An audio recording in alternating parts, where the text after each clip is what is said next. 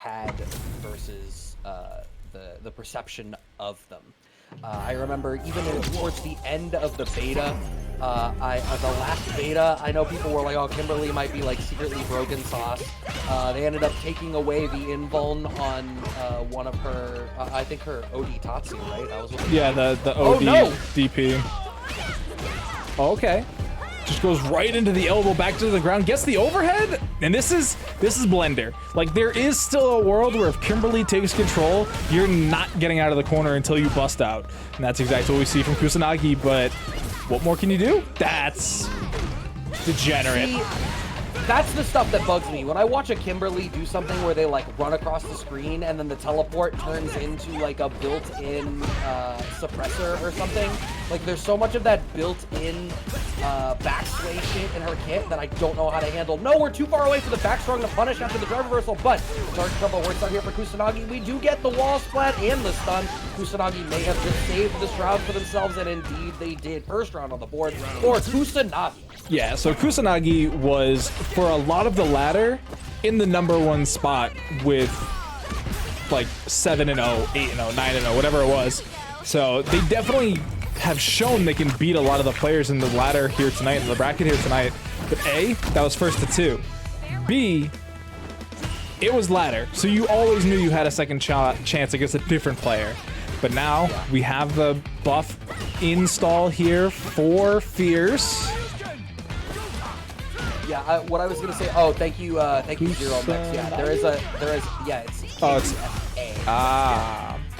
yeah. So I had said earlier about how my general ethos is that you should spend the super bar when you have it. Kimberly is a character where I think your goal should be to use the level 3 first and not commit a bar to it beforehand. Like, unless I guess if it's to get a kill, then sure. But the power of that install matters so much. What a check! Honestly, God. what a confirm. Oh my god. And like what a spot to take your turn there too, where it's so clear Fierce wants to try to finish the job on Chip while you're in burnout. But the problem is when they used the DI, it reset them too far back. They didn't end up in a spot where they felt super comfortable kind of taking another turn. So it's what gave Kusanagi the breathing room that they needed.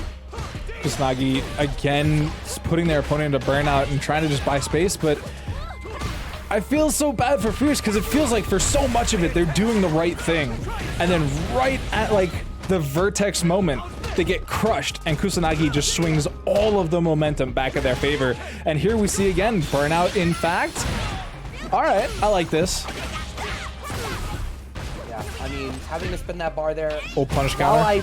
While I think that Kimberly's aim should be to try to get to the level 3 as quick as possible, if you need to use it to bust out, then, you gotta do what you gotta do. Alright, go a little bit early with the throw, so we're not gonna get the punish counter. Now stuck in the corner, DR and Strong get the wall splat off of the hit there. Oh, yes, I love that. Way to go, Kusanagi, spending the bar to guarantee the burnout out of Fierce. And I said this earlier in the evening. Damn, that's not immune to fireballs. Wow, what do you do as Kimberly against fireballs in the corner like that? Because as we mentioned earlier, her OD DP no longer has that invincibility, and as we just saw, the level 1 also is not invincible to fireballs. Yeah, I mean, you lose. Actually, no, I think, isn't one of her lighter DPs fireball and vuln? Probably not on frame 1. But you know what, I can check. This is not something that we need to, hey, chat, if you're ever not sure of a thing, you can check that information.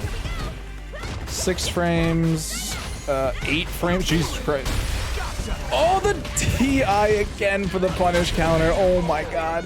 Kusanagi's doing so well to just break tempo. And against a character like Kimberly that is so good at blendering you, any slight interruption just rushes you. Yeah, so the earliest frame you can become projectile invuln, Brad, is frame 6. Yeah, on a light Tatsu. Yeah, I just pulled it up as well. Hey, shout outs to FAT, the frame data app that I prefer to use, for holding it down and making sure that when I say something on stream, I can back it up with data or correct it before I look like a jackass on Twitter tomorrow. Speaking of looking like a jackass on Twitter, Kusanagi putting together a highlight reel. I'm sorry, Fierce. All right. Kusanagi is looking incredibly strong from what we're seeing now, because we actually didn't. I don't think we saw any of them in ladder portion, even though they were just crushing people. We do get the cross up attempt coming out there from Fierce, but Kusanagi still ready. But I mean, this is what I expect to see from a player that at one point was like 8-0. Yeah, no, absolutely. Okay, elbow drop comes out from Fierce. They go for the regular throw. I like using the DR there for the check. And what did I say earlier, right? Kusanagi's also doing a really good job of when they choose to block, they'll choose to parry a little bit. They'll parry at least one touch, right? Burnout. Just to pay off what they get for blocking it, I guess, for a second, right? Putting them in the burnout, and now you just get abused in the corner. Crouching medium kick Kens. Ugh, I'm disgusted. How dare you? Nah. That shit was clean. It was even the classic costume. There were no dirty Tims to be seen. Just clean footsies. All right, so I thought